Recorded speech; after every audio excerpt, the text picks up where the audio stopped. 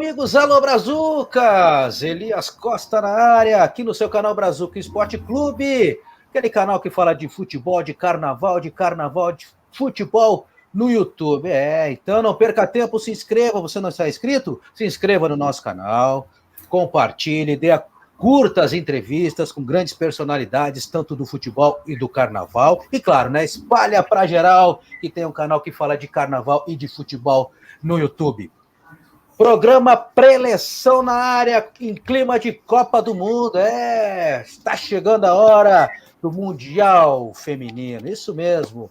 As meninas estreiam no dia 24, exatamente, dia 24, e estamos torcendo aí para um título inédito e, melhor, uma boa campanha das meninas na Austrália e também na Nova Zelândia. Mas o canal Brazuca Esporte Clube, desde o ano passado, está conversando com as pioneiras, isso mesmo, elas que lá atrás, nos anos 80, lutaram e muito para que o futebol brasileiro, o futebol feminino, chegasse no nível que está hoje.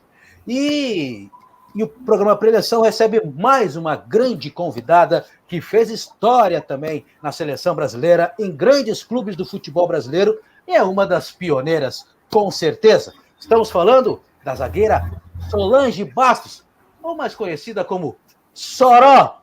Tudo bem, Soró? Muito obrigado por atender o nosso canal Brazuca Esporte Clube, uma série que começou com a goleira Meg, também já falamos com a Roseli, com a Márcia Tafarel, agora é a sua vez. A nossa ideia é conversar praticamente com todas as pioneiras, e você é a nossa convidada, a nossa homenageada, tudo bem?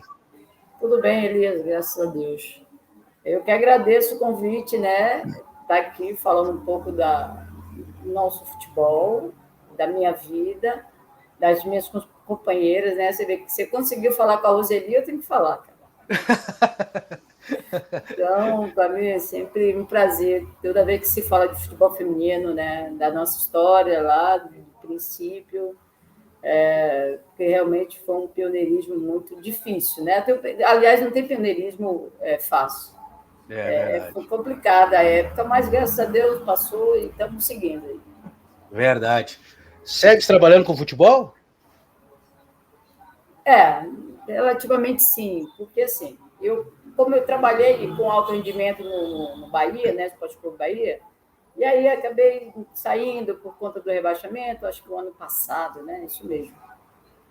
Mas aí eu fiz algumas coisas paralelas, hoje eu dou treino individual, dou treino em projetos colégio, tudo futebol, né? Sim. Então, a gente vai seguindo aí até achar uma oportunidade, estou pretendendo fazer a licença, hoje eu estudo, faço faculdade, que seguir meu caminho com meus próprios pés. Eu não posso depender mais de nada, nem que... Não pode se esperar nada, né? Porque o futebol feminino já é complicado para quem joga, imaginem quem não joga mais. Sim, verdade. E como é que está aí o futebol feminino na Bahia? Está num crescente, como em São Paulo, aqui no Rio Grande do Sul? O nosso futebol aqui na Bahia, eu estou aqui há 10 anos. O nosso futebol aqui na Bahia, ele é muito momentâneo, vamos dizer. Temos uma competição oficial, né, que é o Campeonato Baiano, muito bem elaborado pela Federação Baiana, onde eles têm materiais, tem bolas, tem tudo, que o masculino tem, claro, uma visibilidade, não tenha dúvida menor. Mas, enfim, quem gosta vai, são informados, mas, assim, muito vazio, é muito periódico, é muito curto, né? Os estádios todos vazios, alguns jogos do Bahia ou do Vitória que vai entrar esse ano, as pessoas até vão, os torcedores dos clubes, mas fora isso, tiveram jogos que times não têm a visibilidade, não têm a mesma potência de torcedores que Bahia e Vitória têm, não espere, só família, só amigo, aquela coisa da minha época mesmo. E Sim. Às vezes eu admiro que a gente não está mais nisso, a gente precisava mais um pouco de divulgação, porque tem pessoas que gostam de ver as meninas jogarem, né? Então, a gente precisava um pouco mais de divulgação. Mas a nível de Bahia, a nível de Nordeste, a gente está muito atrás do Sul, São Paulo é um grande top. Desde quando eu jogava lá, né? Eu acho que isso só cresceu e a gente tem uma dimensão no futebol paulista muito grande. Desde a categoria de base, sub-13, até o adulto é brilhante. Isso aí é infelizmente, a gente tem que conviver com isso. É por isso que chegou o futebol para alguns lugares e outros ainda são pendentes. Mas foi. É o que falta ainda para o nosso. Eu acredito que o que falta ainda para o futebol feminino crescer em definitivo no país, né? E, praticamente, assim como no masculino, ter a categoria em todas as praças, né? Em todos os estados. Sim, sim. Esse ano, eu acho que a federação, né, vai montar, porque assim, eu estou fora do contexto de alto rendimento, então estou dando as informações, porque eu sou muito curiosa, eu procuro sempre informações. Claro, fez parte da minha vida. Então, são crianças, meninas, né, adolescentes que me ligam, pô, professor, arruma uma oportunidade para mim. A gente não, infelizmente, eu fico com as mãos assim atadas, porque não temos. Não tem. Não temos. Ou tem Bahia e Vitória, não é todo mundo que vai lá que vai dar sorte. Eu até consigo indicar, falar com algumas pessoas, tá? Mas, infelizmente, né? E temos um time aqui, se não me engano, o Zaca. O Zaca é um time que não tem estrutura nenhuma, acho que eu já até falei, não tem estrutura nenhuma, mas é um time que rala, né? Que está sempre com sub-16, sub-20. Mas, assim, tudo atleta. Atleta tem que pagar transporte, atleta tem que pagar lanche, enfim. Cara. Então, isso Sim. não deveria nem existir. Né? Pois é. Você trata de crianças ali, cheias de sonhos. E ninguém está aqui para vender sonhos. A gente tem que abrir porta para elas e fazer o melhor que a gente puder. Verdade. Quando é que começou essa paixão pelo futebol? Eu sempre conto assim, que acho que eu nasci muito apaixonada, porque eu tenho muitos sobrinhos, muitos sobrinhos. E o quanto eu pude influenciar esses sobrinhos, porque eles foram crescendo para brincar comigo, né? Eu consegui. Então, muitos deles são apaixonados por futebol. Os meninos, as meninas não consegui influenciar muito, não, infelizmente. Mas, assim, desde criança, desde os meus 5, 7 anos, assim, que eu já jogava no meio de adolescentes, né? Meninas, eu lembro que iam na minha casa me pegar, me levar para fazer um joguinho. Geralmente eu me destacava, então eu já era ali admirada ali, no meio das maiores. Poxa, acho que foi muito eu, e muito meu pai também, né, que me trouxe essa influência muito forte, e que eu consegui chegar aqui, chegar na seleção de uma forma muito sonhadora lá atrás, desde os meus 5 anos, eu sonhava, eu jogava com os meninos, graças a Deus deu certo. Como é que você fala hoje que, com o contexto que você teve de vida, não é apaixonado e tentou influenciar, né, pessoas da minha família, só que as meninas eu não consegui, não. Não seguiram o caminho. Não seguiram. E sempre como zagueira? Não, eu jogava de volante, né? O volante o médio hoje, o pessoal já tirou o nome do volante, do primeiro do volante. Uhum. Eu era volante. Na minha época, eu era volante e jogava de meia mais recuadinho, que eu gostava sempre de construir, pegar bola assim e construir. Então, eu até me destaco em relação a isso, porque eu trouxe um pouco de qualidade, principalmente no passe, aí eu baixei, e aí eu era muito forte nisso. E foi uma oportunidade assim, não tem zagueira hoje, a mais perto da zagueira joga lá atrás. Aí ele me pediu, joga ali um pouquinho e tal. E acabei indo, e eu acho que acabei me destacando, somente na questão de passe, de construção, que era sair jogando antes, né? Sim. Saía jogando, hoje é construção. A construção, volante de construção, zagueira de construção. Zagueira de construção. E eu sempre tive facilidade de jogar dos dois lados, jogar no meio campo dos dois lados, então indiferente. E aí criou essa oportunidade para mim e dei sorte. Eu acho que quando eu baixei, acho que eu tive muita sorte, cara. Muita sorte. Então podemos definir que a Soroca era aquela zagueira clássica, que sabia sair jogando, também, mas, assim, cabeça erguida. Assim, também, eu tinha um passe muito bom por dentro, tinha uns lançamentos bons, subia hiper bem de cabeça, direcionava, eu tinha um cabeceio assim, quase 80% de aproveitamento, somente na área. Mas assim, eu era muito brigadora pela bola. Eu achava que essa bola era minha. Quando eu era mais nova, eu tinha uma possessão pela bola. Então, quando as pessoas, o atacante vinha, e eu sabia que ela era muito veloz, eu não tenho uma velocidade que um atacante tem. E aí eu ia mesmo para brigar pela bola. E quando eu era criança, eu achava que o menino tinha que ficar com a bola, porque ele ia conseguir me driblar. Então já nasceu essa agressividade minha, boa, agressividade do bem, de tentar roubar a bola, seja como for, correndo atrás dele, ou dando carrinho. E eu caía, antes era cair no chão, hoje chama carrinho, né? Então eu roubava a bola e tinha um tempo de bola no chão, muito no tapa do atacante eu conseguia roubar. Então isso eu levei para a minha vida profissional. Então eu fiquei até mais famosa por causa dos meus carrinhos, que eram duros e eu tinha muita firmeza na minha marcação. Eu era assim muito boa em marcação. Tanto que na época jogavam dois zagueiros. Você lembra, né? Não tinha esse negócio de linha, não. Hoje tá. O atacante deita, né? O atacante que tem velocidade, ele vai embora. Tinha o do sobra, né? Aquele cara que tinha mais técnica de sair jogando, de construção, e aquele que só roubava a bola. Então, eu era aquela que só roubava a bola. Me acabava toda, meu amigo. Me acabava toda. Eu conseguia. Então, e eu era muito forte, muito, mas todo mundo já sabia. Atacante lá do time já sabia que a Sorova jogava. A Sorova jogava. E assim, lá vem ela. Calma aí, Sorova. Essa não está dependendo do caminho. Mas assim, eu fui muito pouco. Eu fui expulsa 2 vezes, ou foi uma vez na minha carreira. Cartão amarelo relativo, depende da força da jogada. Mas sempre roubava a bola de boa.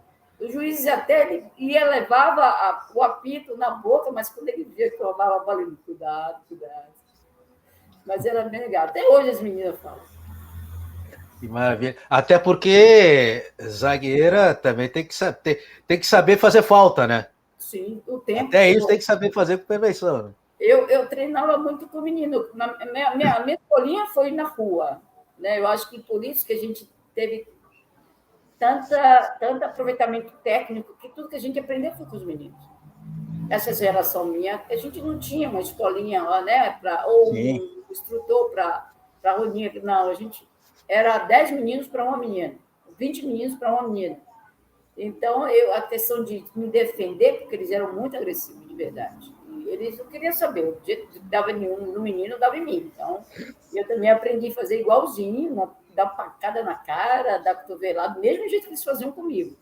E isso também eu levei. Olha quantas coisas eu levei para a minha vida profissional, assim, de jogar lá atrás. É necessário. As minhas vezes eu não entendia. Mas aí eu pedia desculpa sempre. Eu era agressiva, tanto com os braços, no toque, no impacto, porque é por isso que eu acho que eu não era uma jogadora muito técnica perto das outras. Assim. Sim. Outras assim, de meio campo, mas eu tinha uma força de marcação, uma força de proteção em mim. Olha que eu quebrei nariz, quebrei boca, quebrei testa, consegui, mesmo com a proteção, entendeu? Mas, enfim, eu consegui me defender. Que maravilha. Até você agora destacou, né, que no início da carreira a sua escolinha foi as peladas na rua, né? Na rua, o tempo todo. Até porque... Cara, eu chegava, eu não estudava. Sim. Não sei se eu falei, em alguns livros eu falei, eu não estudava. Eu comecei a estudar com 13 anos. E aí eu acordava, já não tinha um alimento. E aí eu via o que tinha lá. Minha mãe geralmente não estava em casa, saía para se virar, para trabalhar. E eu comia o que tinha que comer, né? Lá e para a escola. Enquanto todo mundo ia para a escola, eu ia para o campo.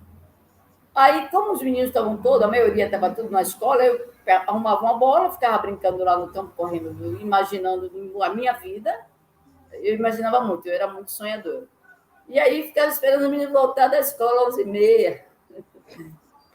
Bora! E eles iam mesmo ali uns 30 minutinhos, mas ali eu conseguia brincar. Entendeu? Então, esse período de escola eu não tive. Dos 7 aos 13 anos eu não tive. Mas tive campo. Tive campo. Eu era da frente da minha casa. Então, minha mãe ficava louca me chamando às vezes, mas, não tinha como. Era importante para mim aquele momento, que eu nem sabia o quanto aquilo ali era importante para mim. Mas, enfim, né, acho que Deus colocou as coisas de acordo. Não, peraí, estuda não, vou jogar bola um pouquinho, depois você estuda.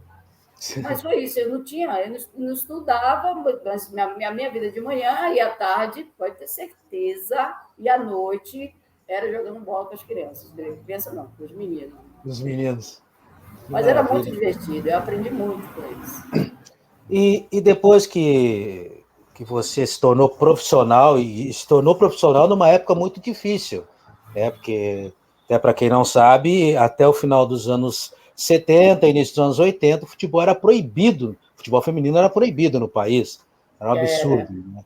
Esse eu tenho uma amiga que foi presa.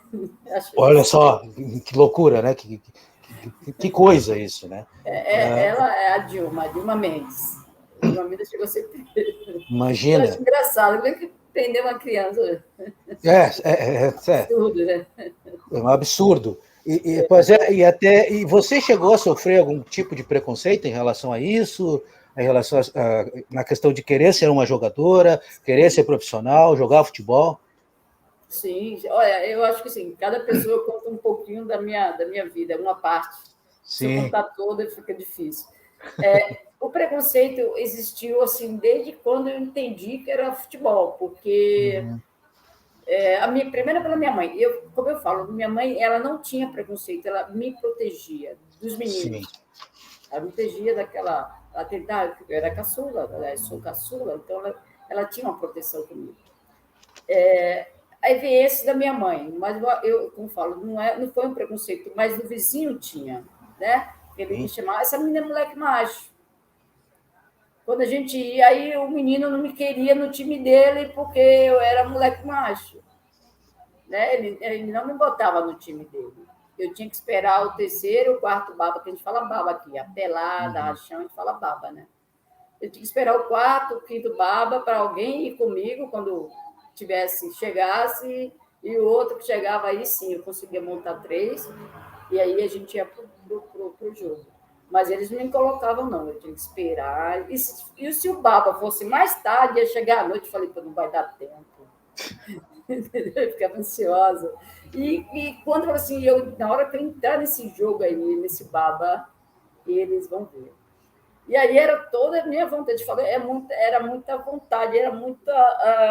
Eu tinha que mostrar para eles que eles não eram melhor que eu não sei, eu quero te explicar o que eu sentia ali no momento, mas eu não estou conseguindo transferir em palavras. Uhum. Eu estou conseguindo. É de emoção, mas palavras eu não estou conseguindo. Você tem ideia como era complicado para mim. Mas eu entrava, chamava 2 parceiros lá, e eu entrava. Todos aqueles que tirou o primeiro, tirou o segundo, tirou o terceiro, tirou o quarto, tirou o cinco. Porque enquanto eu tinha fôlego, perna, meu dedão estava todo esfolado já, mas eu estava muito feliz.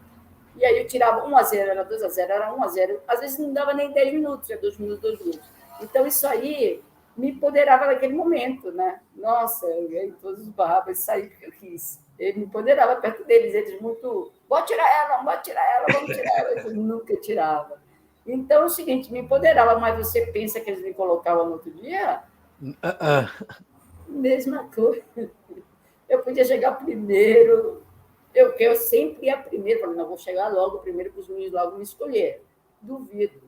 Eles não me escolhiam. Isso, para mim, me marcou porque eu conto isso para caramba. Claro. Isso me empoderava ali naquele momento, eu consegui. No outro dia também era uma luta, né? Era um leão atrás do outro. E vizinho, outro dia fui eu fui no clube, eu consegui entrada, acho que eu consegui um bilhetinho de entrada de acesso, porque eu não tinha acesso a essas coisas. E estou brincando lá com a molecada tal. Daqui a pouco veio o porteiro. Vem cá, menina. Vem cá, aqui é a menina. Vem cá, menina. E aí eu fui, deixei o baba lá tal. E foi uma luta para me entrar naquele baba. Foi uma luta para me entrar naquele chão. E o cara me tirava. Ele, ó, aqui não pode jogar menina, não, que é proibido. Porque ainda era na época da proibição. Eu tinha o quê? 10, Sim. 11 anos. Né? Aqui não pode, não. Ele me tirou do campo, cara. Ele me tirou do clube. Você entendeu? Eu não tinha ninguém para me defender. Não teve ninguém para me defender. Só um moleque lá, que eu não lembro quem era ele, ele falou assim, deixa a menina aí, rapaz. Pode deixar que ela está comigo. Ele, não, que é proibido. Me tirou do clube, cara. Então, isso também me marcou muito. Eu fui entrar em clubes assim, às vezes eu não podia, porque eu não parecia um menino, entendeu? Então, assim, a minha vizinha falava, o cara que passava na minha rua, né? Uma menina que não gostava de mim na escola, assim, 14, 15 anos, ela me xingava. Eu nem falo esses nomes aqui porque eu fico com uma raiva dela, né? E ela mora na minha rua, na rua lá em Feira. Sim. E, enfim, cara, então é nessa pegada. E a gente, então, eu frequentei um preconceito muito regionalizado. Sim. Tipo, você é isso, não bota ela não, que ela é assim. Ó, essa menina é sapatão, né? Essa menina não gosta de menino, né? Enfim, eles nem sabiam quem eu era. E minha mãe sempre me defendendo. Por isso que ela não queria que eu Não jogasse queria futebol, jogasse. porque eu ficava muito exposta. E ela trabalhava, minhas irmãs na adolescência, né? O que minhas irmãs queriam comigo? Nada. Me soltava. E graças a Deus eu tinha minha direção, que era o campo, que era o meu sonho, eu imaginava muita coisa boa para mim. Enfim, preconceito veio dessa forma, e veio judiado, veio judiado. Imagino. E quando é que esse sonho. Ah, Pode continuar. desculpa. Não, pode continuar, pode continuar. E às vezes, se chegava assim, eles davam, a gente chama de geladinho, sacolé. Às vezes, são coisas Sim, que eu estou lembrando da minha infância, tá? sim, Se eu sim. estiver falando muito, você. Não, E eles tranquilo. chegavam, dava para os meninos todos e. Menina, vai para casa beber água. E eu lá na fila, eu tive que sair da fila. E não me dava. Beleza. E esses aí foram momentos terríveis de uma criança e sob essa opressão, sabe? Mas graças a Deus que não me traumatizou muito. Mas hoje, quando eu falo, eu sinto, sabe? Eu sinto muita. Sim. Não é raiva, não, mas eu sinto a dor que eu senti naquele momento, que eu era Naquele criança. momento. Imagino, imagino. Foi difícil. Mas eu não fui presa, não, com a amiga. Não chegou ao Mas ela ponto. foi. Ah, não entendi. Não chegou no ponto de ser presa, né? Não, mas ela foi. Ah, Né? que Mas eu legal. tinha meu pai ali naquele período, mais ou menos. Meu pai não estava presente, meu pai viajava muito antes de eu perder ele. E eu perdi ele ainda muito criança. Mas nisso tudo, é isso que eu te falo. Nessa de 8, que eu comecei a fazer, ter um entendimento assim, de 8 a meus 12 anos, aí via meu pai para aliviar tudo isso. Meu pai me levava para os campos de manhã, nos finais de semana, de sábado a domingo eu acordava cedaço e me levava, né, para jogar bola, eu ficava rindo enquanto eu ligava os meus irmãos, me mandavam chutar, chuta solta, chuta aquilo ali, cara, é fantástico. Isso me aliviou muito, porque o meu pai poderia ser, claro, tantos pais tiveram isso na época, Sim, né? Preconceito de ter uma filha para casar, uma filhinha, enfim. Mas o meu pai não se importava com isso. Ele super me apoiou, super me direcionou. Minha mãe, deixa a menina, deixa a menina. E foi difícil quando eu perdi ele. Eu fiquei imaginando, poxa, quem vai me fazer feliz? Que o feliz para mim era jogar bola ali, sim. na semana com ele, né? Ele sempre foi muito um pai que não me via como preconceito da época. Isso eu sou feliz porque eu falo do meu pai dessa forma, meu pai não tinha esse Que legal. preconceito, sabe? Que Graças legal. a... E quando é que esse sonho começou a se tornar realidade? Primeiro clube, a primeira oportunidade? Então, é mais ou menos a emenda, assim, ó. Eu te falei dos meus 7 aos meus 12 anos, mais ou menos, aí meu pai não morava com a gente. Meu pai, ele tinha uma esposa e tal, então a gente era muito carente, principalmente de alimentos. Meu pai me encontrava no final de semana. Ele queria que todo mundo fosse fazer refeições na casa dele, mas só que ninguém ia, por causa da esposa. Né? Na época, era aquela coisa de madraça, enfim. Uhum. Então, aí meu pai foi embora com 12 anos, né? E eu perguntava para mim, e agora? Quem vai me... Eu já tinha uma carência muito grande de alimento. Com meu pai ali, nos finais de semana ele era mais assistente com a gente. E quando ele foi embora de verdade? E aí piorou, porque não tinha quem abastecesse, quem desse, quem contribuísse com a minha mãe se virando. Às vezes eu não tinha como comer meio-dia, à noite, enfim, eu não tinha, não tinha. Às vezes tinha uma farinha, o nordestino gosta muito de farinha, né? Tinha farinha, botava um açúcar, tal para mim. Quando tinha um açúcar. Então eu vou chegar lá. E aí, um dia, saí para jogar contra um time que tinha lá, o nome do time era Flamengo. E eu tinha 12 anos, exatamente, foi logo que meu pai faleceu. Eu saí, lá, o pessoal do bairro me chamou, fez uma turma de menina, vamos jogar com o time do Flamengo, do Michelinho, o nome dele era Michelinho. E aí fomos, vamos, me chamaram, eu fui, minha mãe deixou ir, minha mãe já estava mais flexível, porque ela sabia que não tinha jeito. Deixa minha mãe cuidar, ela tinha medo de machucar, porque ela sabia que ela não ia ter um momento o remédio para me levar, não tinha como. Então ela tinha muito, não é que eu fui muito cuidada, né? Não, ela tinha medo porque ela não tinha medo. A gente só tinha, era coisa, a gente era muito pobre. E aí eu fui. E aí, um time de adultos, né? Imagina, eu com 12, 13, 12 anos, 12 anos. E aí eu driblava, chutava. Pronto, aí eu fiz esse jogo.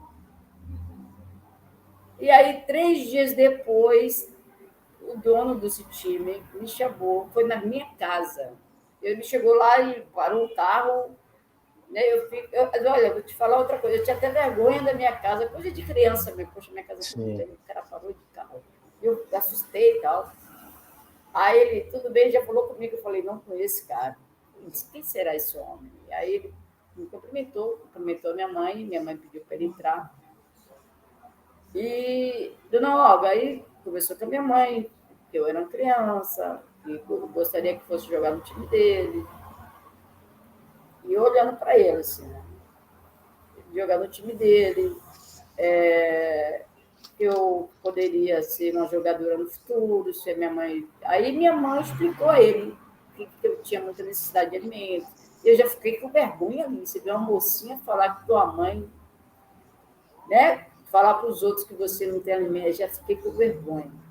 E aí eu me retraí, aí minha mãe conversou com ele, pode, não, pode. E aí, mas ela não vai só. Aí foi meu irmão, logo parceiro, vem cá, você vai comigo. E ele me levava, né? Foi daí, foi meu primeiro time, foi esse Flamengo lá de Feira de Santana.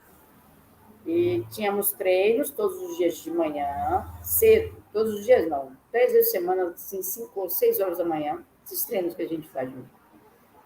E eu ia sem comer, eu passava mal, eu fingia que eu estava com dores no joelho, mas na verdade a minha glicemia, a glicose, não estava deixando enxergar nada.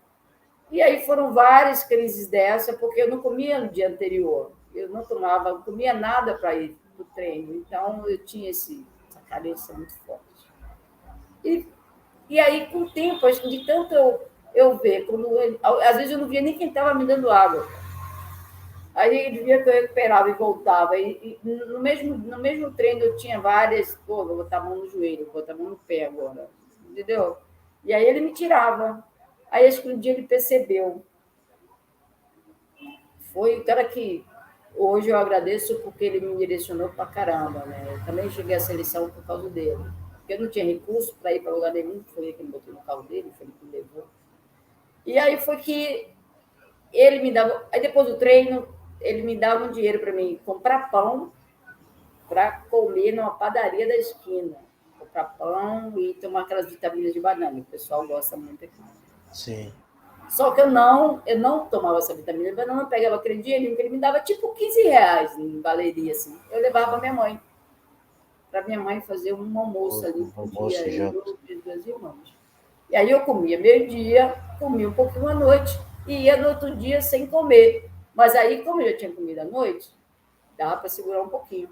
E todos os dias ele me dava esse chega me arrepio, eu falo isso. Eu estou aqui por dentro me explodindo de emoção, mas é a emoção de vencer, sabe? De ter vencido isso na minha vida. E aí eu, todos os dias, então, ele foi fazendo. E quando ele viu que era muito carente, isso tinha. Aí ele tinha. Nós tínhamos um campeonato baiano muito forte. Tínhamos várias jogadoras, Cici, a Nalvinha, que jogou aí no Grêmio também. E, né, eram meninas muito boas de bola, então nós tínhamos times lá em Feira e tinha um campeonato baiano muito bom, onde a gente se revelou muitos jogadores para a seleção também. E foi aí, cara, que minha vida, ele me pegou em casa, foi aos pouquinhos me levando, vá, coma lá, jante lá, mas para a volta era muito tarde, indo para casa, eu acabava dormindo. E, enfim, aí acabei ficando no alojamento. Isso foi ruim? porque não tinha mais dinheiro para minha mãe. Sim. Entendeu? Mas ele dava um dinheiro para quando eu comecei a estudar, para ir para a escola de ônibus. Eu não ia de ônibus. Eu passava na minha casa e dava dinheiro para minha mãe. Né? Foi complicado, porque logo minha mãe ficou doente, ficou na questão de perícia, e foi anos para ela resolver isso. Então, nesse período aí, graças a Deus, a gente. Às vezes tinha um jogo lá na cidade que enchia o estádio, o pessoal que era admirador da gente e tal, o pessoal que gostava de futebol comigo. E ele cobrava assim, tipo, R$ 3 por entrada, 5, R$ 3 por entrada. E quando terminava o jogo, ele dividia. Eu tenho certeza que eu não ganhava a maior parte, mas também eu pegava esse dinheirinho, cara, que tipo, eu dava para minha mãe, eu comprava um shorts, alguma coisa assim. E foi daí que comecei a minha vida profissional. Foi com 12 anos. Com 12 anos. É. Foi minha primeira competição oficial, eu tinha 12 anos de idade. Eu já jogava no time adulto. Né? E foi judiado, porque eu só tinha 12 anos, eu sempre fui magra, subnutrida. Imagina correr atrás daquela mulherada aqui, né? Pessoal que corre demais. E aí foi quando eu fui desenvolvendo, só que o time dele durou, da minha época, foi em 88, a gente teve, acho que a última, teve uma Copa São Paulo de futebol feminino, em 85 a gente foi. Foi muito legal, eu só tinha 15, 14 anos na época. A gente viajou para São Paulo, né? E aí depois acabou o time. Depois acabou. Mas foi daí que. E acho que é um dos times mais antigos do Brasil. Ele já tinha esse time. E é um time bem conceituado aqui na Bahia. Tem muitos títulos baianos. Hoje mesmo tem. Teve um ano que eu vim para cá também, eu mexi com eles, eu fui treinadora delas, a gente foi vice-campeã baiana. Mas, enfim, foi daí que começou a minha vida profissional. Eu tinha 12 anos. Que maravilha, que bela história. E a seleção, quando é que começou a pintar na sua vida? A primeira oportunidade, a primeira chance com a amarelinha? Então, foi isso. Aí, eu falei assim porque eu me emocionei com a história. Não, me mas emocionei com a eu história. conto a minha vida. Eu conto a minha vida, porque a minha vida não tem como sair disso. Se eu não contar isso, eu não tive história. Como foi difícil para mim. Mas isso não foi um impedimento que eu assim, parei, não vou mais. Pelo contrário, eu buscava para melhorar a vida da minha família, da minha mãe, principalmente da minha mãe. A minha mãe era desse jeito, às vezes, ela corria atrás de mim com vassoura, com cipó, você imaginar. Mas a minha mãe foi minha vida. Eu joguei futebol 30 anos, 27 anos, mas foi concentrado exatamente para minha família. Tudo que eu ganhei foi dela. Né? Enfim, aí, de repente, parou esse time, mas eu já era adolescente. O que eu ia fazer? A gente não tinha mais o alojamento, aí eu voltei para casa, aí a gente continuou me conhecendo na cidade, mas a gente já era adolescente. Eu entregava panfletos de políticos, eu não tinha nem brilho de frio, fazia um frio do cão. Falei, caralho, eu entrei nesse negócio de botar na política, e aí fui construindo isso, mas aí eu já estudava. Quando eu cheguei na escola, eu tinha 13 anos. Para mim, entender o contexto escolar, com aquelas meninas tudo com 7, eu com 13, meu amigo, foi a pior parte da minha vida. Porque eu não sabia ler, eu não sabia escrever, e eu jogava bola já, paralela a tudo isso. Eu não sabia ler, não sabia escrever. Aí as professoras iam me mudando de série, que antes era a primeira série, segunda série, né? Isso. Você chega com a primeira série, com 13 anos, cara, tinha meninas com 7 que eu via que a menina era fera, ela sabia ler, e eu com vergonha, uma vergonha desgraçada. E a minha mãe, de um lado, me ensinando ali, e chegava na escola, eu tinha muita dificuldade, porque eu dormia muito na aula, porque eu não tinha o que comer. Dormia, né? E ainda mais tarde de manhã, eu pedia a minha mãe me bote à tarde. Me bote à tarde. Mas ela, nossa, não sei o que ela tinha contra mim, né? Que ela só me botava de manhã. E aí fui construindo isso paralelamente, foi quando o time acabou, aí eu já estava, como eu fui acelerada, assim, 13, eu já passei 6 meses com o primeiro semestre no primeiro, segundo semestre no segundo. Aí, dentro desse segundo semestre, eu cursei segundo e terceiro ano. Mas eu não sabia nada, velho. Elas me aceleraram o que elas quiseram, mas sabia que não sabia nada. Sabia ler nada. Mas, assim, o incrível, eu não sabia ler nada, mas a primeira palavra que eu li foi brinquedo. Olha, brinquedo é uma palavra super difícil, não é ou não é? Para quem não sabe ler, eu ali concentrada, eu não estava nem acreditando que eu estava entendendo aquele nome. E aí eu olhava a pessoa, e aí ela perguntou assim para mim: quem é que vai ler hoje? Eu falei: cara, vou falar. Aí eu levantei a mão. Cara, essa professora, acho que ela ficou mais feliz que eu. Entendeu? Mas foi, assim, um momento fantástico. E essa transição minha, aí acabou o time, eu me tornei adolescente e fui virando, estudando, tentando estudar, e numa aceleração, ia para um lado, eu chegava lá, não sabia nada que acontecia comigo. E fui. Quando eu cheguei aos 18 anos, foi exatamente, 18 aí foi definitivo. O time dele nem fazia esses joguinhos que ele fazia, às vezes ele me dava uma grana, né? Não, tipo aqui para o Guaraná, eu não bebia. E aí foi que, os 18 anos, foi. Aí eu comecei a entender, de fato, mas o meu sonho de seleção estava lá atrás. Eu ia ser uma jogadora, eu não sabia como, porque não tinha como. E no máximo que eu tinha conseguido era jogar no time da minha cidade. Sim. Será que tem? Mas aí eu vi as minhas do radar jogando na televisão. E eu ficava assim. Não era na minha casa, não. Porque na minha casa não tinha televisão. Era na casa onde eu morava, na casa do alojamento. Eu olhava assim, falei, um dia eu vou jogar com essas meninas, um dia eu vou jogar com elas. O Radar era o grande time na época, né? Da época. O Radar, exatamente. Eu cheguei a pegar ali o finzinho. Eu me sinto até honrada em poder ter participado, mesmo do fim dele. E aí foi que o Eurico Lira, que era na época coordenador do Radar, Sim.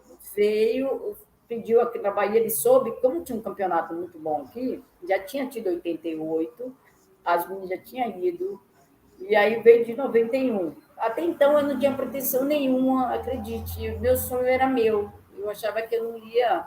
era só sonhos, não, mas eu busquei, isso ficou dentro de mim muitos anos, e aí eu falei, poxa, será que eu não vou ser jogadora? E era...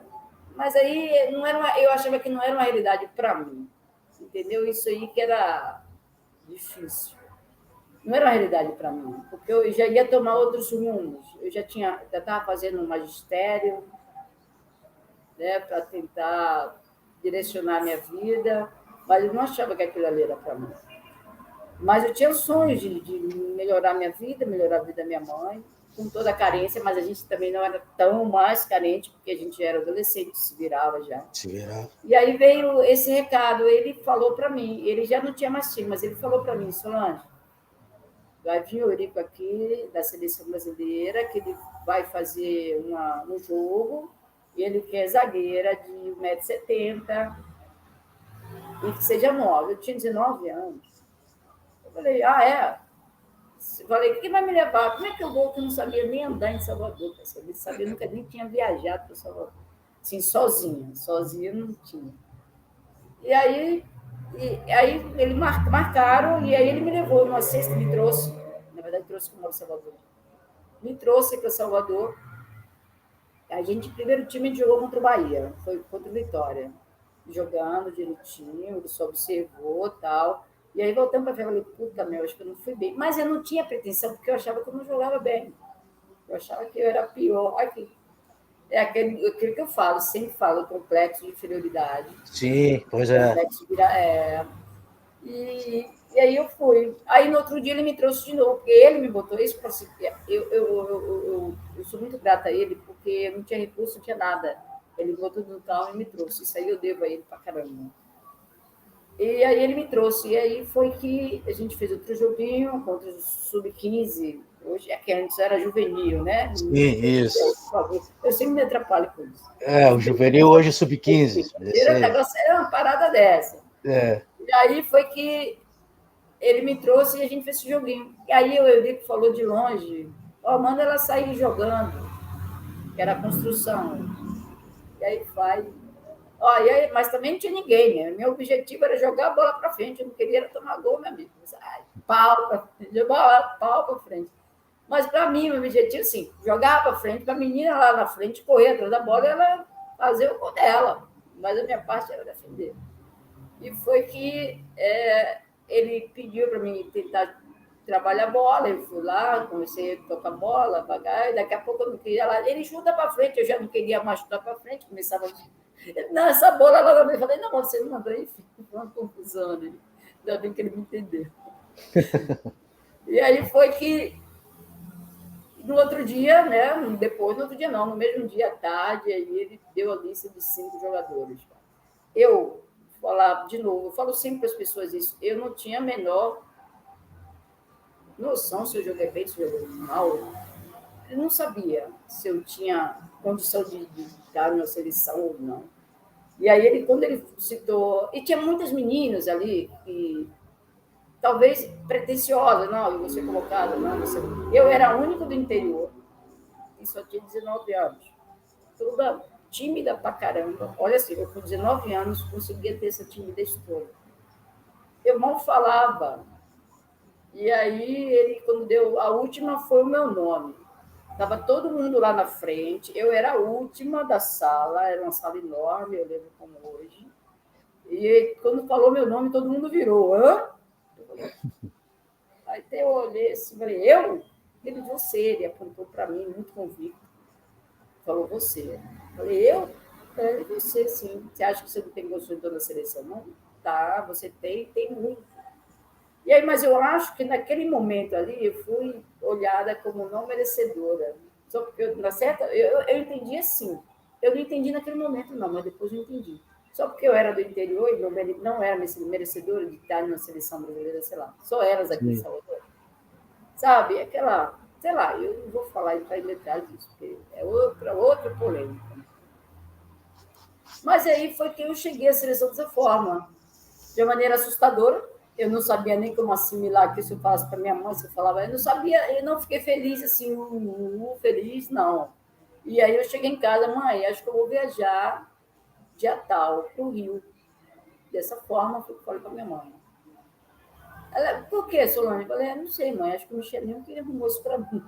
Mas eu fui para o Rio, acho que é a seleção brasileira, mãe. Entendeu? Eu era muito desligado, gente. Queria saber de jogar. Queria saber de jogar.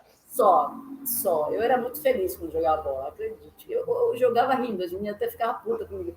Cara, Solange ria. Eu falei, cara, você não tá com a bola no pé? Eu me divertia muito, muito, Elias. Eu era feliz por caramba. Com todo o preconceito que a gente teve, mas eu era feliz, né? Aí eu falei com a minha mãe, aí 10 dias depois, uma semana depois, chegou uma convocação via... Fala aí, cara, na época... Fax? Não, que fax? Tá doido? Carta? Você é dos anos 90? Carta, fax, telefone? Não, você tá de brincadeira, telefone, né? Foi, não, cara, telegrama. Aí o telegrama chegou lá, Telegrama. a minha convocação. E aí me fiquei feliz, que assim, eu tinha muitos sonhos, inclusive era o Rio de Janeiro. Queria jogar futebol lá também, porque eu via muito aqui na televisão. Vi meus ídolos jogarem, né? Zico, enfim, vários que jogavam no Flamengo. Do Júnior, como é que é? O Edinho era zagueiro, puta de um zagueiro, e outros aí, Oscar. Parece assim, era a minha época que eu vi a seleção brasileira jogar em 92, 96. Então, era os caras aí, o alemão, eu já falei, alemão, né, que eu jogava no Inter aí, Falcão, que era um cara fera, não. E aí vai, e eram os meus ídolos eles, né? E aí eu queria jogar igual a eles no mesmo contexto. Eu tinha lá em casa a parede, se tu soprasse, a parede balançava e voltava, né? Imagina jogando uma bola, pau, a bola, ele fazia a parede. E mais a bola falava, não pare de jogar a bola na parede, senão vai cair. Mas ali era o meu campo, ali era os meus parceiros, meus companheiros, ali eu ouvia vozes gritando, torcida, nossa, não tinha cadeira, não tinha mesmo. cadeira à mesa que eu não imaginava, me jogava, batia a cabeça na parede, caía. Ali, para mim, era o meu mundo. Entendeu? Eu me imaginei muito nesse contexto de jogar futebol mesmo.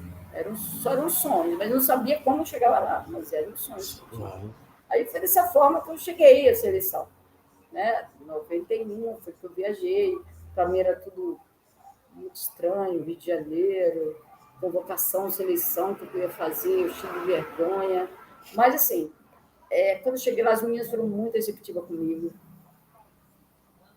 Me abraçaram, né? Até pela experiência, todo mundo já chegou lá, já tinha estado numa Copa do Mundo, que foi de 88. Sim. Tinha jogado pelo mundo, o Radar jogou pelo mundo, né? Então, que as minhas já tinham jogado no Radar. E, enfim, aí eu fui me agregando aos poucos, com toda a dificuldade de comunicação, de timidez que eu tinha, mas na hora de brincar eu era a primeira também. E na hora de cantar, quem vazio o batuque era eu e as baianas assim, dominavam, né? Nessa época. E aí foi dessa forma que, em 91, todo mundo, ninguém se conhecia muito bem, mas éramos 36 atletas. Eles convocaram 36 atletas. Aí eu imaginei, cara, eu não vou ficar aqui, tanta gente. Primeiro não, 2 dias depois, então eles fizeram logo o jogo aberto, que era coletivo, né? Antes era coletivo, hoje é jogo aberto. Vamos abrir campo. Tudo mudou tudo hoje. Vamos abrir campo. Abrir campo é fazer né, 11 contra 11 para 11, né? Cara, e aí eu já mostrei mesmo como é que joga, tipo, meti carrinho mesmo. A Márcia Honório, se você conversar com ela, ela vai te contar, você precisa falar para ela. A Sorô falou de você. Ela vai falar muito.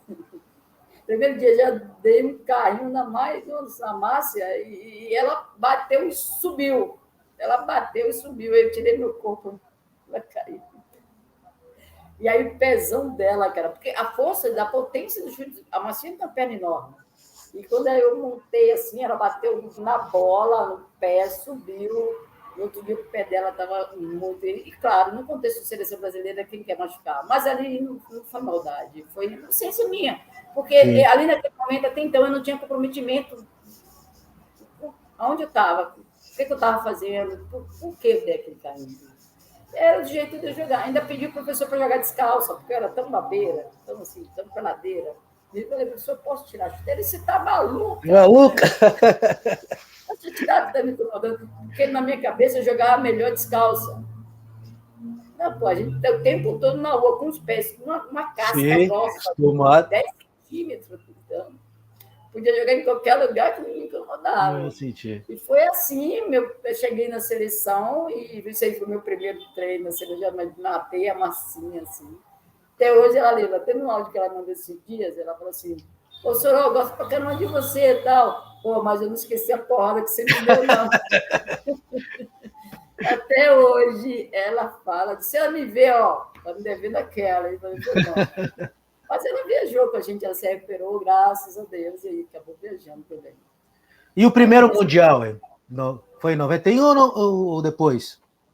Não, 91. 91 mesmo, disputou o Mundial. Em 88, né? Foi experimental. Na China. A FIFA fez um experimental na China, onde não participei, não foi. Até fui convocada, assim. Alguém falou para mim, ó, você foi convocada, eu tinha 18 anos e tal. Você foi convocada, sim, mas eu estava com lesão no joelho. Eu acho que eu tinha operado no início, aquele início que o médico rasga, assim. Lembra aquela cirurgia que rasgava a perna toda para tirar um pedacinho só? Eu fiz cirurgia também na época. E aí acabei, nessa época, eu estava com essa lesão e não fui. Eu também não me interessei, porque era tão... tinha noção, né? E aí foi que, quando saiu essa segunda convocação, graças a Deus aconteceu tudo isso que eu te falei, né? E aí que a gente se apresentou em janeiro de 91 já. E antes de ter um Mundial, tinha a FIFA, a Conmebol queria que tivesse uma eliminatória. Era eliminatória, mas eu passei de eliminatória, que seria uma Copa América. Sim. Aí tinha a Venezuela, Colômbia, Argentina, eram 4 ou 5 times. Tanto que a gente fez a final contra a Argentina, e aí acabou, a gente foi campeã. E aí, para essa eliminatória. Então, antes do Mundial, veio uma Copa América também, para mim, era um sonho. Né? Aí foi lá em Maringá. Eu até esqueço de falar esse detalhe, que o pessoal se pergunta sobre o primeiro Mundial, mas a gente teve que fazer esse Copa América. Copa América. E foi, você viu como eliminatória para a Copa do Mundo. E aí, foi em abril, foi quando eu consegui um dinheirinho ali, um bichinho, né? Foi que eu comprei uma televisão para minha mãe. Pronto, ali já começou a minha, sabe, a minha luta, assim, a minha realização. Sim. Os meus sonhos foram aos poucos. E aí, logo depois, abril, aí a gente viajou para a China em novembro. O Mundial foi em novembro, não foi no meio do ano, costuma ser. Mas foi uma luta. Aí, esse período, até lá, cara, a gente treinava de manhã, de tarde, de noite, de madrugada. Cara, a gente treinava tanto, você não tem noção. A gente treinava muito. Por quê? Primeiro que estava em cima, faltava menos, era 6 meses só para a Copa do Mundo, como você pega todo mundo muito fora de forma, que teve cuidados de dente até de cabelo, você imagina, chegou todo mundo com anemia, chegou todo mundo com dentes estragados. A CBF teve que descascar batatas, assim, para deixar a batata tudo certinha. Foi assim que aconteceu com a gente. Tem que fazer tudo isso, esse processo. Né? Então, aí veio o professor Edil, que foi o primeiro treinador, e sim, foi ele. Eu pedi para ir embora, no segundo corte eu pedi para ir embora, que eu tinha muita saudade da minha mãe, e eu fui lá reclamar com ele, e o professor mandar embora, não. Fica aí. Aí ele. E eu, assim, porque quando saiu o primeiro corte, eu fui lá pedir a ele. Foram 36 meninos, mas quando saiu o primeiro corte, eu fui lá. Professor, no próximo corte eu sou me boto. Só que toda a dificuldade que eu tinha de adaptação, eu estava muito tempo assim, sem ritmo, sem condicionamento, sem nada, na verdade. Eu sentia muitas dores musculares, tinha muita dificuldade, né? E aí eu fui, aos poucos, me adaptando. Me adaptando. Quando chegou o segundo corte, eu já estava pronto, assim, vamos trabalhar agora. Mas eu sentia muita saudade da minha mãe.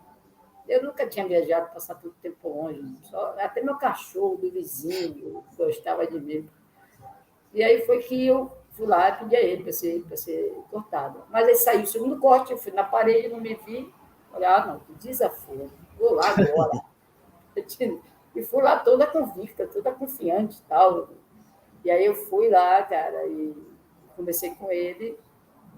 E ele falei, professor, o senhor me prometeu assim mesmo, o senhor me prometeu me cortar agora no segundo corte. Ele prometi, né? Falei, foi. E o senhor não me colocou. Ele, sentai. E aí eu sentei, cara, foi o momento da ficha cair para mim entender onde eu estava. Ele falou da minha família, falou que minha mãe estaria feliz. Eu falei, porque assim, você não me preocupava? Eu preocupava num contexto familiar, o que, é que minha mãe comia. Eu comia todo dia, será que minhas irmãs comiam todos os dias? E aí nasceram meus sobrinhos. Eu estava preocupada em voltar para tentar fazer ajudar alguma coisa, sei lá. E aí ele sabia um pouco de cada história, porque a gente contou, né? Fizeram um bate-papo com a gente. Aí ele falou, olha, mas sua mãe só vai comer bem se você continuar aqui, entendeu? Olha, sua mãe não está triste porque você está aqui, sua mãe está feliz porque você está aqui. Sua irmã está feliz, seu sobrinho vai ficar muito feliz quando ele crescer e ver que você esteve aqui. Seu pai, quando ele falou do meu pai, cara, aí foi. Será que a minha mãe era muito difícil, mas não meu pai. E até hoje é difícil falar do meu velho que foi embora de mim. E. Desculpa, toda vez me emociono de falar do meu pai.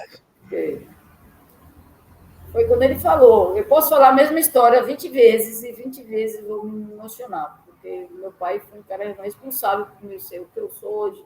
Falo isso 20 vezes, 1000 vezes, se necessário. E ele falou, meu pai, seu pai deve estar feliz por você estar aqui. Quando ele falou assim, como é que eu falo para ele que meu pai tinha morrido? Eu tinha, na época, acho que 11 anos de meu pai falecido. E aí ele me abraçou, ele, não vou te cortar, você é uma menina promissora, você é uma grande atleta. Ele me elogiou como atleta, um perfil bom para trabalhar, Sim. disciplina, e eu realmente era muito dedicada, assim. As minhas dificuldades eu tinha, claro, como todo mundo, mas na hora do vamos ver, ele sabia que eu me doava o máximo.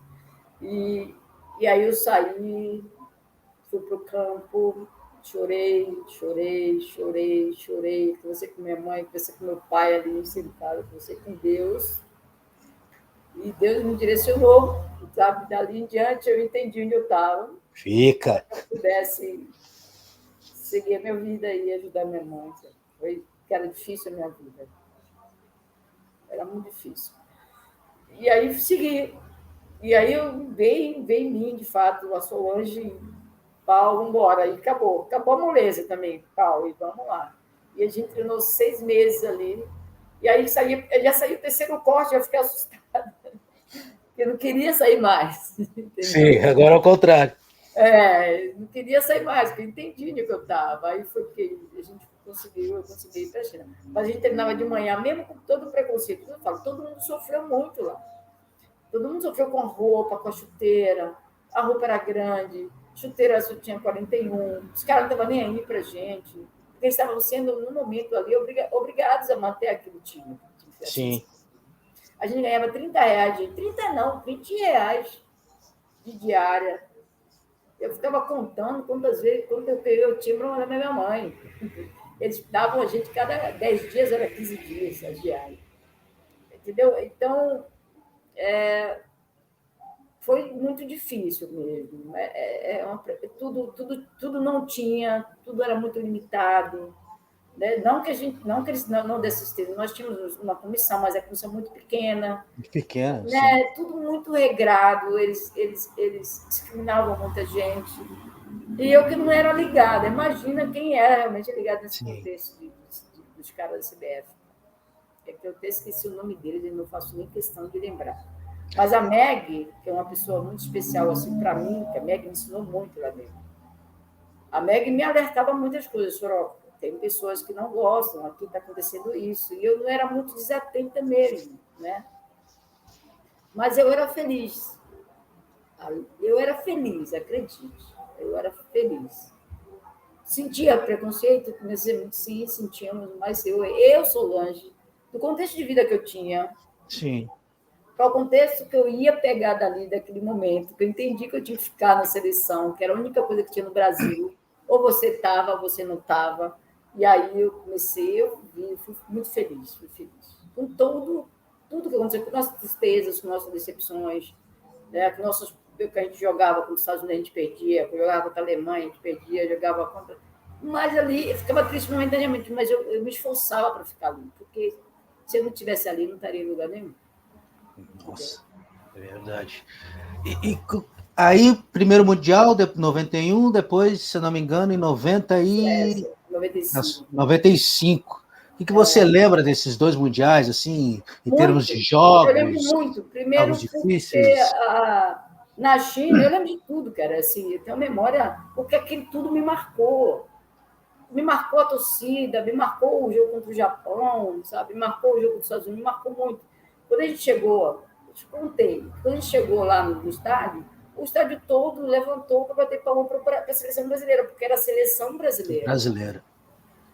E ele levantou, e a gente levantava a mão, cara, aí que eles batiam palma, assim, sabe? A gente volta, levantava a mão. Aquilo ali me fez chorar dali, aí eu andei uns 3, 4 minutos, que a gente entrou por dentro do campo.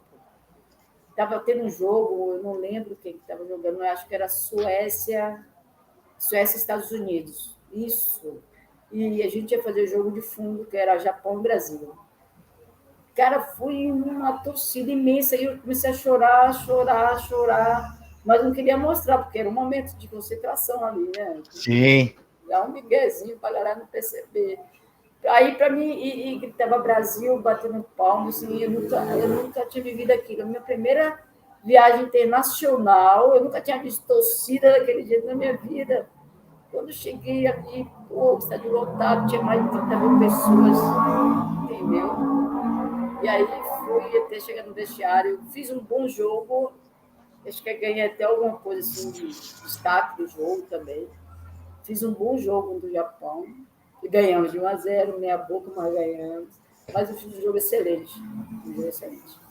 E o segundo Mundial já foi mais... Não foi menos preconceituoso, mais percepção da minha parte. Aí eu tinha mais percepção das coisas, entendeu? Mas era o mesmo contexto, eu não podia sair dali. Porque se eu saísse dali, estava sem nada. Estava sem nada. Não tinha nada. Tinha umas Copas Brasil, de uma semana, a gente jogava de manhã, o primeiro, de tarde, o segundo adversário da chave, 6 horas, terceiro adversário da chave. No outro dia, oitava e quartas, no outro dia semifinal, descansava um dia para fazer final. Isso aí era o campeonato brasileiro da gente. Judiado, preconceito. E acho que eu sofri nesse contexto mais de cansaço, das pessoas não acreditarem na gente, fazer uma competição. Eu não sei nem como é que... Eu não tenho palavras para colocar, porque eu me sentia... Eu era feliz. Eu sou longe feliz, mas a nível de seleção, a nível de CBF, o que é aquilo? Mas eu sonhava em nós termos um campeonato como nós temos hoje. Eu sonhava muito, mas eu queria estar participando. Né? É melhor, né? Eu sonhei, um dia a gente vai ter um campeonato igual os homens. Agora, quando, sabe Deus, né? E que bom, né, que, claro, passou tanto tempo, 30 anos aí, e a CBF reconheceu a luta de vocês, né? E muita luta, né? E até que vocês foram homenageadas, né? Se não me engano, ano passado, ou 2021. Foi retrasado, acho que foi retrasado, 2021, vocês foram homenageadas aí com os 30 anos da disputa do primeiro Mundial, primeira seleção brasileira a disputar o Mundial feminina, né? E ainda bem que a CBF reconheceu, e hoje aí o nosso futebol está, graças a Deus, crescendo. Falando de hoje, como é que você vê essa seleção brasileira? Você tem esperança que as meninas possam fazer uma bela campanha? E até você que esteve pertinho dessa seleção, né? Você, no amistoso contra o Chile, você esteve ali junto com elas, entrou em campo juntamente com as meninas. Como é que você sentiu essa seleção brasileira que vai nos representar no Mundial? Olha só, o clima, né? Foi uma coisa despretensiosa, aconteceu ali, vem, vai, rapidinho e tal. E quando eles reuniram, até então a gente estava no estádio, né? Lindo, que a seleção ia jogar, então a gente não imaginou, não imaginamos que aquilo ali ia virar uma emoção bruta, mas foi dominadora em mim. A gente estava ali, gravamos alguma coisa ali para Mastercard, depois eles chamaram a gente e falaram: meninas, vocês vão entrar em campo. Bom, bem, normal, emoção sim. Eu estava emotiva ali, a lágrima caía dos meus olhos. Acho que eu fiquei mais velha, acho que eu fiquei meia boca. E aí foi que ela falou assim: vocês vão entrar na seleção, ou eu entrei em campo junto com as meninas da seleção. Nossa, aí falei, jura? A gente vai entrar em campo, cantar o hino? Sim, foi. Sim, pode.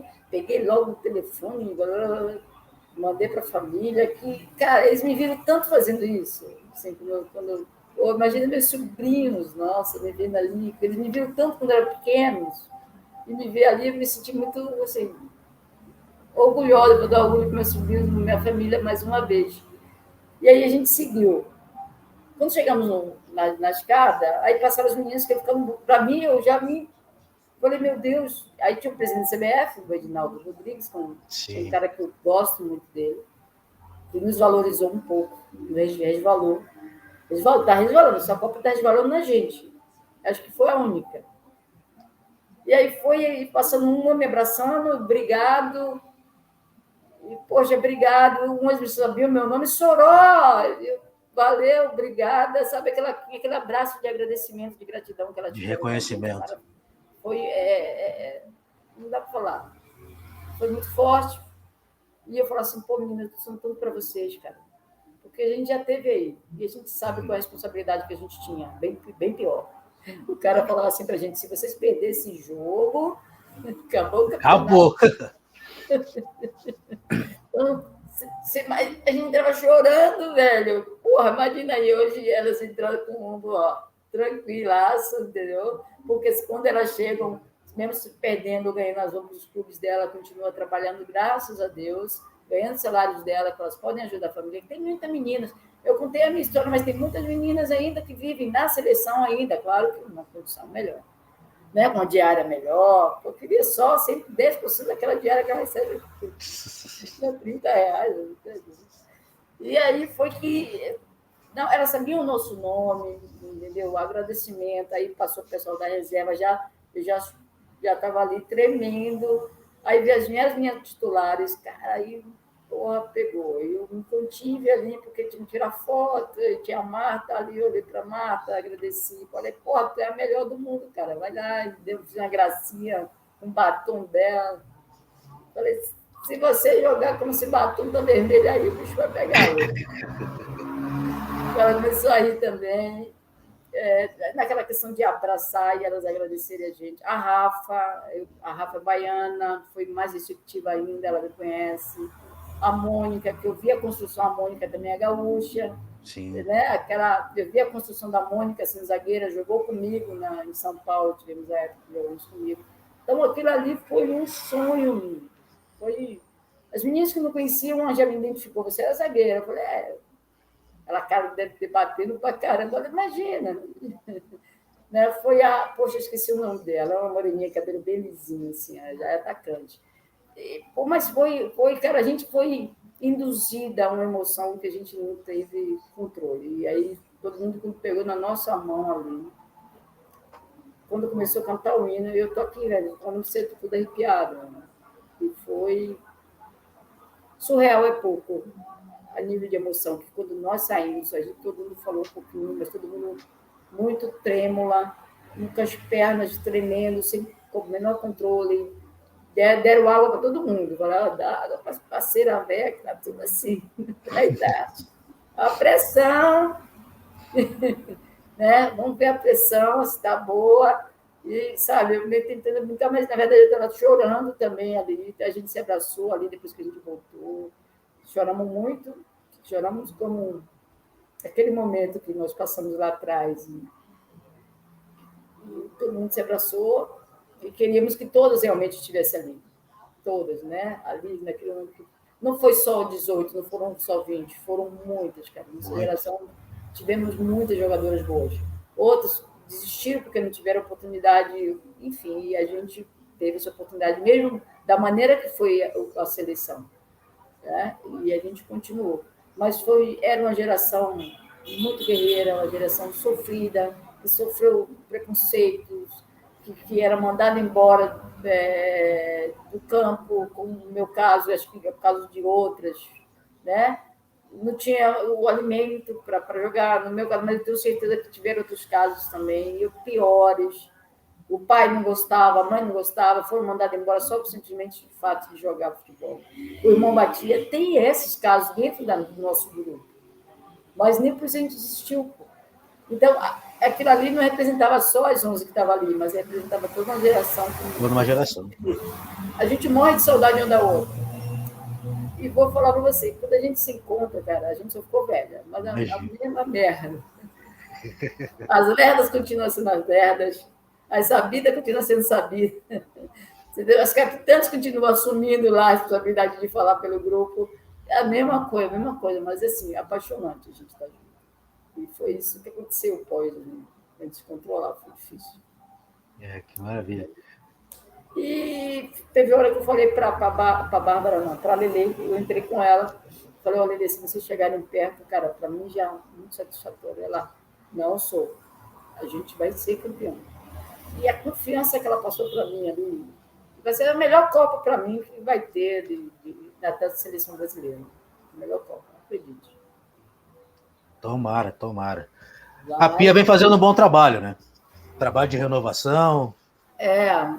Eu admiro pra caramba a Pia, admiro o trabalho, acompanho o trabalho dela desde quando ela chegou no Brasil, porque eu joguei contra a Pia, contra a Suécia.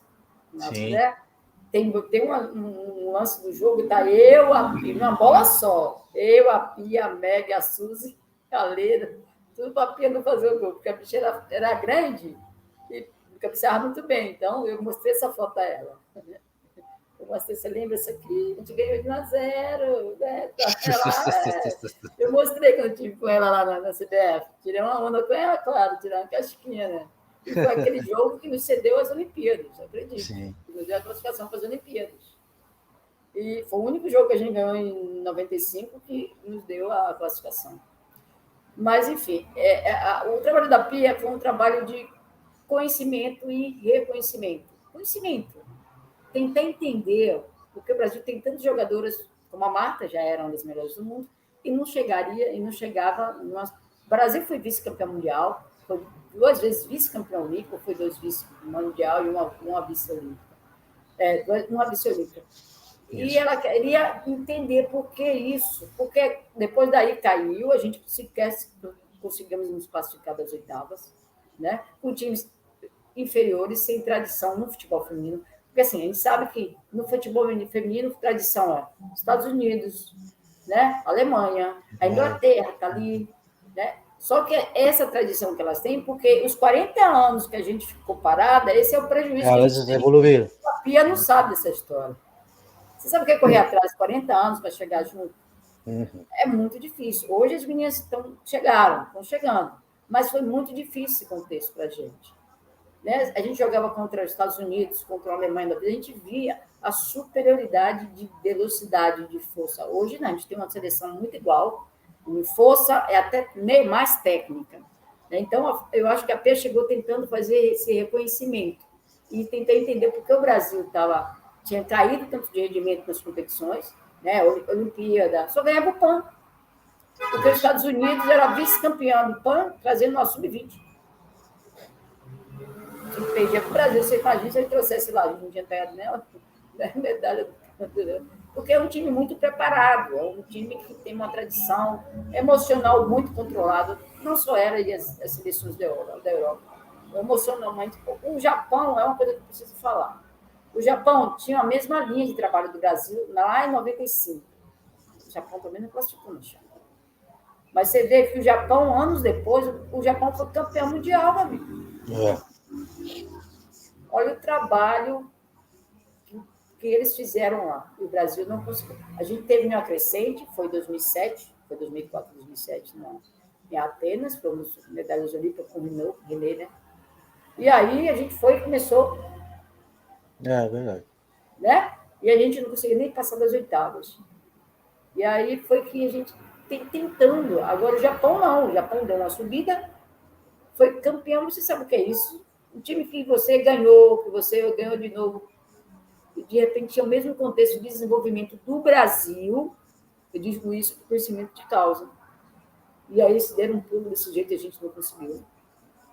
É apoio.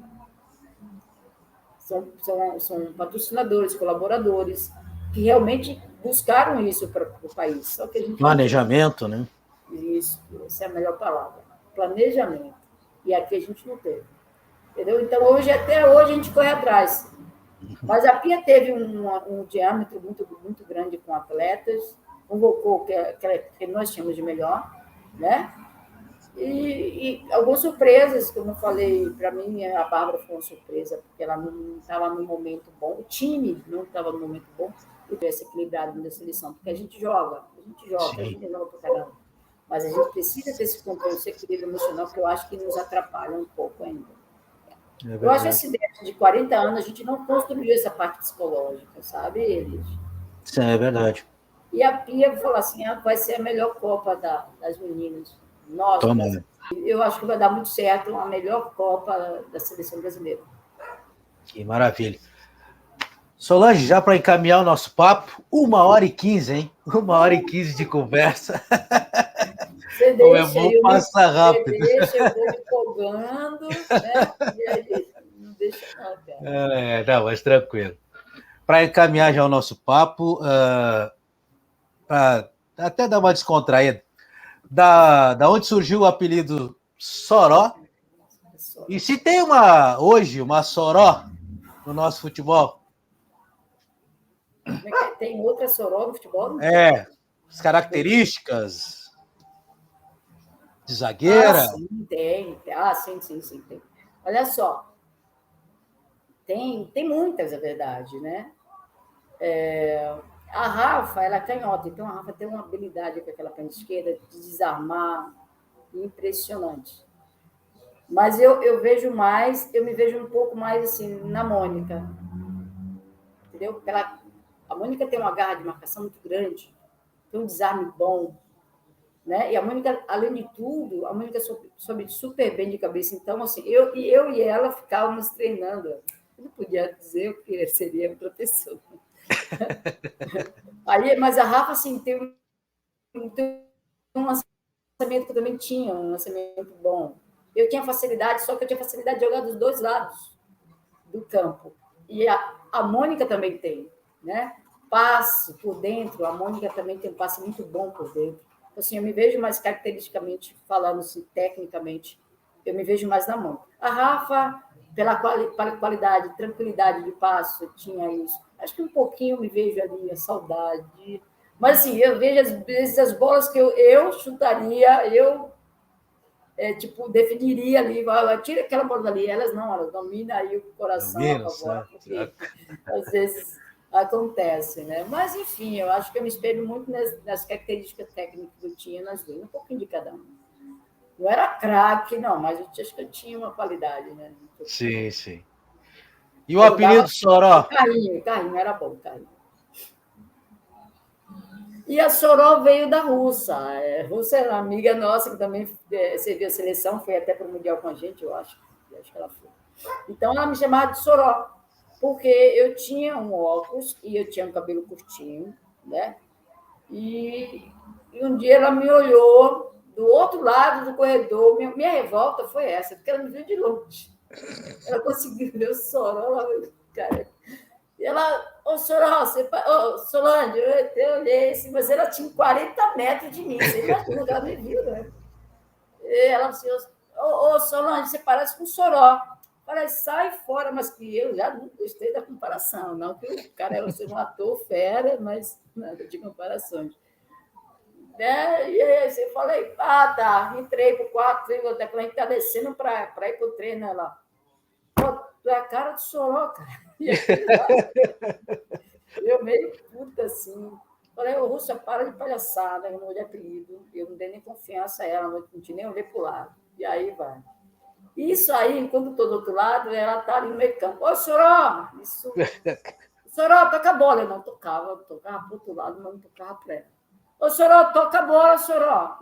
Soró, eu jogo. Eu virava a bola, virava o rosto e tocava a bola para outra, mas eu não dava a bola. Eu não dava. Mas aí, no outro dia, cara, todo mundo começou a me chamar de Soró. Como é que não dá bola? Eu tinha que dar a Soró toca a bola, mas elas combinaram, entendeu? Antes elas combinaram, depois fiquei sabendo para os bastidores que elas combinaram, porque a Rússia percebeu um dia antes que eu não estava dando bola para ela, porque eu estava chamando de Soró. Sim. O que elas fizeram antes? Combinaram todo mundo a me chamar de Soró. E aí, Soró, toca a bola, Soró. Aí eu virar, Soró! Eu tinha que dar, não tinha jeito. E eu fiquei até uma semaninha ali rejeitando, mas depois já foi. E até agradeço a ela que isso aí só tinha Soró, só tem Eternizou. E só tem registrado. Acho que não tem outra jogadora com esse apelido. Eu me acho muito Soró, porque eles me tratam com muito carinho.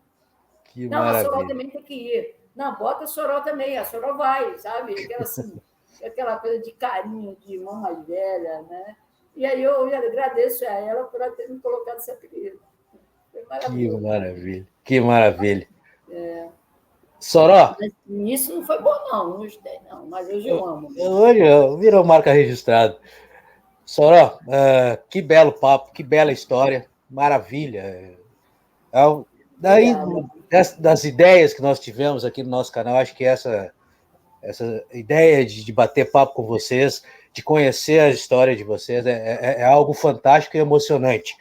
Né? E eu sempre digo que a ideia, além disso, a ideia é homenageá-las, porque nós sabemos, até não sabemos, né? Queremos saber mais, mas imaginamos que não foi nada fácil, né? Para vocês, representar a seleção brasileira do jeito que era, com a estrutura que tinha, como você mesmo confirmou durante a nossa conversa, e ver o resultado hoje. Hoje a seleção não conquistou o Mundial, mas se vê o resultado da luta de vocês. Hoje o futebol feminino é importantíssimo. Valeu a pena, exatamente. Então, esse papo é uma forma de homenageá-la, né?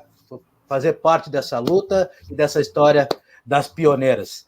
Então, muito obrigado mais uma vez por bater esse papo com a gente, por reservar esse tempo para conversar com a gente e compartilhar essa história maravilhosa, essa trajetória maravilhosa. Pô, Elias, muito obrigada. Eu acho que nós passamos aí, a Meli, a Tafa, a Roupa, é super difícil de falar, gente. Foi luta, foi difícil. Eu tive que marcar em cima. E você conseguiu falar com todas elas, imagino aí, tinha que dar, graças a Deus que eu estou inclusa com essa geração, com essas amigas aí, com o seu trabalho aí, muito obrigada. Então, eu fiquei super feliz de poder estar aqui e falar da minha vida, da minha história. Desculpa se eu exagerei. Rapaz. Pelo tempo. Mas, enfim, a gente agradece muito ter essa oportunidade, mesmo que seja durante a Copa do Mundo, mas está valendo muito a pena, porque a gente está gritando, a gente está se expressando tudo que a gente para de 30 anos e agora a gente pode falar. Isso, legal, você entendeu? Então, eu que agradeço, eu tenho certeza que as meninas estão muito gratas em estar aqui contigo no teu programa, com certeza. Eu agradeço, né, em nome de várias que poderiam estar aqui. Te agradeço muito, me sinto muito honrado em participar do teu programa. Porque o nosso canal, a ideia é contar a história do futebol brasileiro. E seria muito injusto contar a história do futebol brasileiro e não incluí-las, né? Sim. Então, é como se não soubesse da história do futebol brasileiro. Sem incluir vocês. Muita gente vai conhecer agora, sabe? Sem incluí-las. Vai conhecer. Muita gente. E a gente está aqui para isso, para contar. A gente muda, calado, esquecido durante esse tempo. Olha, nós somos mais de 25, 30 anos, sei lá quanto. A gente ficou muda. Cada uma vivendo no seu contexto, tentando construir a sua vida, porque depois da seleção acabou. Tivemos clubes, joguei no Inter, não posso falar. Joguei no Inter, joguei no Corinthians, joguei no... Cara, mas acabou. A gente não teve um encerramento, ninguém disse tchau para ninguém, simplesmente tiraram, acabou. Sabe? Então, isso foi uma parte triste, né? A gente saiu, a gente se afastou. Porque a gente viveu, a gente chegou lá criança, praticamente adolescente, viramos jovens, adultos, depois viramos mulheres, né? Imagina, são fases diferentes de vida que nós vivemos tudo isso juntas. É verdade. Bom, hoje até poder compartilhando isso aí. Então, isso é o resultado de toda uma história, que não é de uma, são de vários garotos. Entendeu? De verdade. Obrigada mesmo. Nós que agradecemos. Conversamos com Solange Bastos, ou a Soró, uma das pioneiras do nosso futebol feminino, isso mesmo, o Brasil que vai enfrentar mais um Mundial pela frente, falta pouco. A eleição volta na próxima semana, sempre com um grande convidado, uma grande convidada para falar do futebol brasileiro. Soró, beijo no coração, grande abraço. Gratidão, cara, gratidão mesmo.